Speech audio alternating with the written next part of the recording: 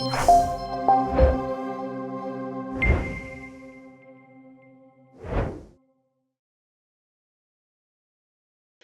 6 dimensions are here, right? I'm going to assume that most of you are familiar at least with these. And if not, forgive me for not going into more depth, but we have a limited amount of time, but I do want to at least give them a little airspace here. The first dimension is in that acute intoxication, the withdrawal potential. So again, going back to that idea of keeping liquor stores open, having some availability of alcohol for people that need it. In some harm reduction circles, people have been buying little pints, getting like boxes full of them and handing them out to people on the street who may need them.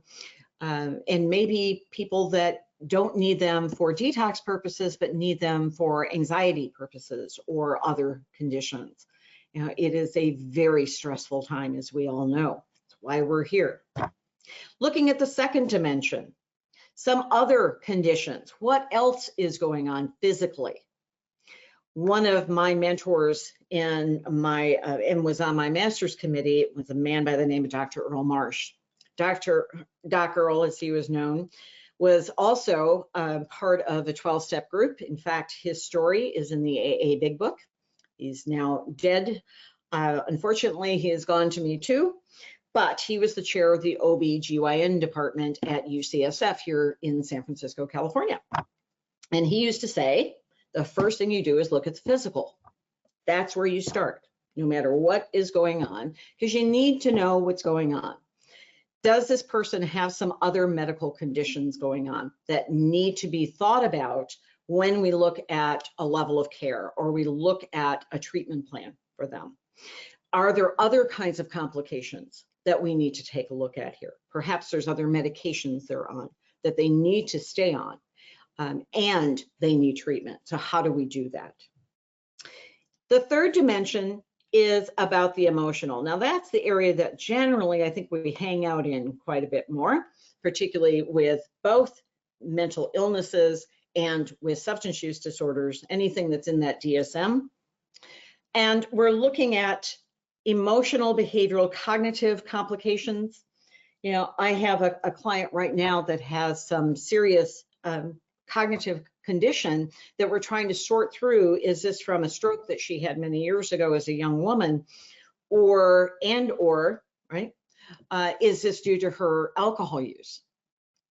And I'm not sure we're going to get that answer because it's very difficult to sort that out.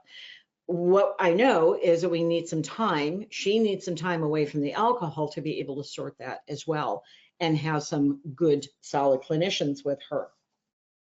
Moving to dimension number 4, the readiness to change.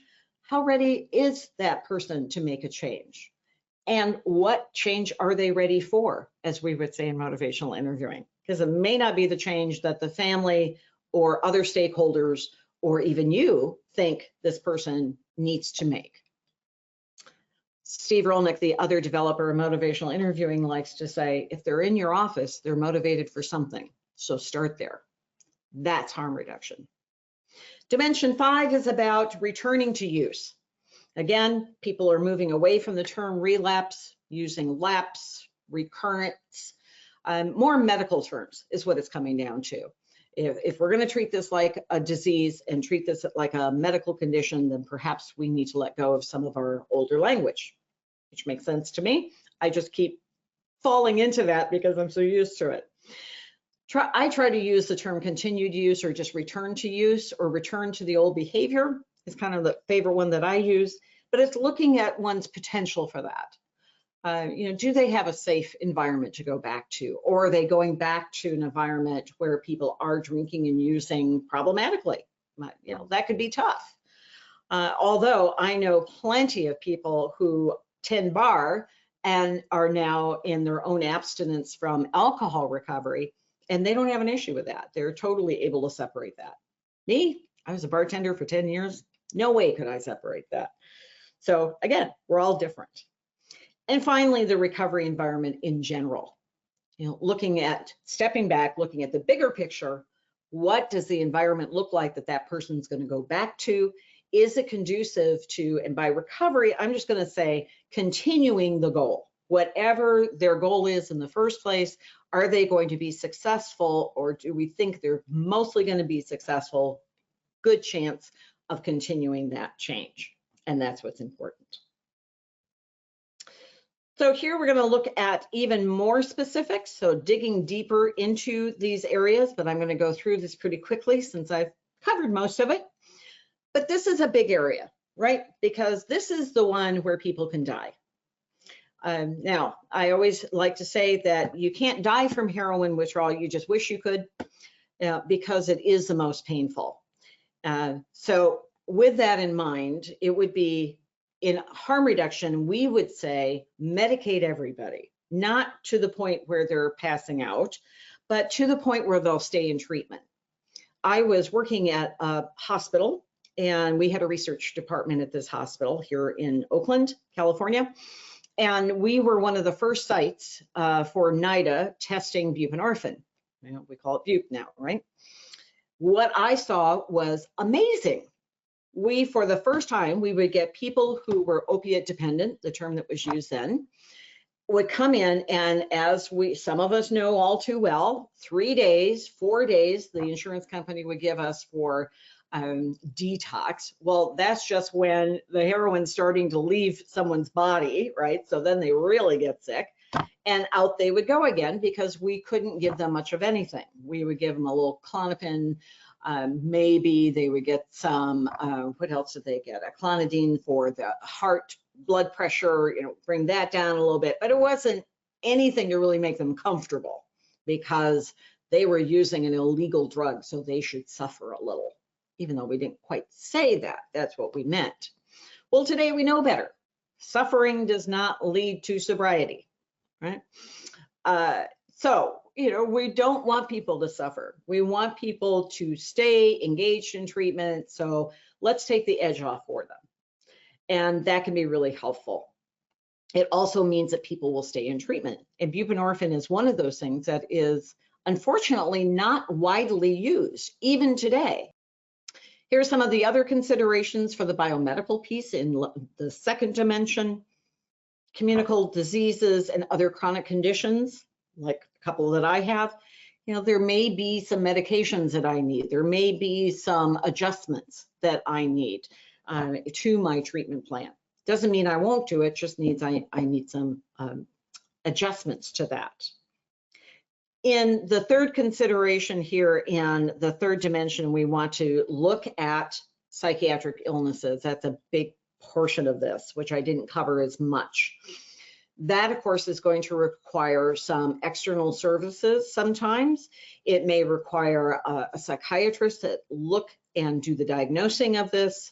Again, I don't know what the laws are in your state. In California, I'm not legally able to make a diagnosis. I can make a provisional diagnosis, but I cannot make a diagnosis. Only a licensed clinician, and that category is very narrow, can do that, or a doctor, obviously. And so that's something we need to consider, though. How is that also going to impact that person's treatment for the substance use? Today, we call that a co-occurring disorder, right? Which acknowledges that this is all happening in the same person, so we need to treat the whole person. And that doesn't make it any less complicated. So, readiness to change. And here are some of the considerations in that area. Again, I really want to highlight the level of control a person feels over their treatment service. We really need to consider, does that person feel like they have say in what's happening? That's really important, right? None of us like to be told what to do. Gosh, it's practically un-American, which is why a lot of us are revolting around the shelter in place. And I get that, you know, right? We all want to get outside and go into stores again and have our lives back. We also need to feel like we have some control in life. And that's the same for people who are problematically using substances or have other psychiatric diagnoses. With the relapse, the continued use, we really want to look at what that person's immediate danger is. Again, are they walking back into an environment that is likely to be supportive of the changes that they're making in their life? or is it likely to be more problematic? What about cravings? Now, cravings are something that we gratefully have some medications for these days, baclofen, naltrexone, some other medications that can be useful around that. So again, the challenge becomes, are agencies using those medications? Is that something that's available for a person to choose or make that decision around using or trying it? We still get a little stuck in that abstinence only mode. And I appreciate that. We really need to think of it as supporting recovery, supporting abstinence from other things.